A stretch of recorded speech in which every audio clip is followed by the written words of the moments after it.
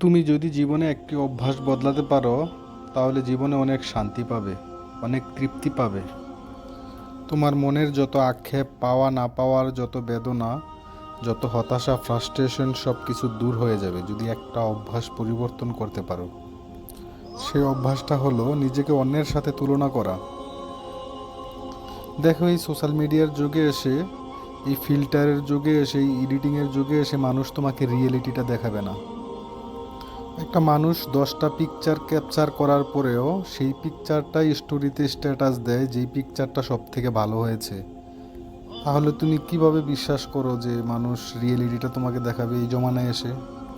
তুমি নিজেকে অন্যের সাথে তুলনা করা বন্ধ করো। তুলনা যদি করতেই হয় তাহলে রিয়েল মানুষদের সাথে তুলনা করো, যারা তোমার থেকে খারাপ অবস্থায় আছে, তোমার থেকে খারাপ পজিশনে আছে। দেখো, যারা হসপিটালে ভর্তি, আইসিইউতে ভর্তি আছে, তারা শুধু একটু সুস্থ থাকতে চায়। এই পৃথিবীর সব কিছুর বিনিময়ে তারা শুধু সুস্থতা চায়।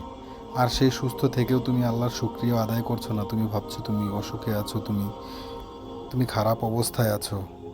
আসলে তুমি খারাপ নেই, তুমি অনেক ভালোই আছো। তুমি শুধু নিজেকে ফিল্টার ইউজ করা মানুষদের মাঝে নিজেকে গুলিয়ে ফেলছো, যার জন্য তোমাকে অসুখী মনে হচ্ছে। অন্যের বাহ্যিক চাকচিক্য দেখে তাকে অনেক সুখী ভাবার কোনো মানেই হয় না। কারণ হয়তোবা এমনও হতে পারে সে তোমার থেকেও অনেক বেশি, অনেক বড় সমস্যায় ফেঁসে আছে, কিন্তু সে সেটা তোমাকে দেখাবে না। তাই বলি কি, অন্যের সাথে নিজেকে তুলনা করা বন্ধ করো।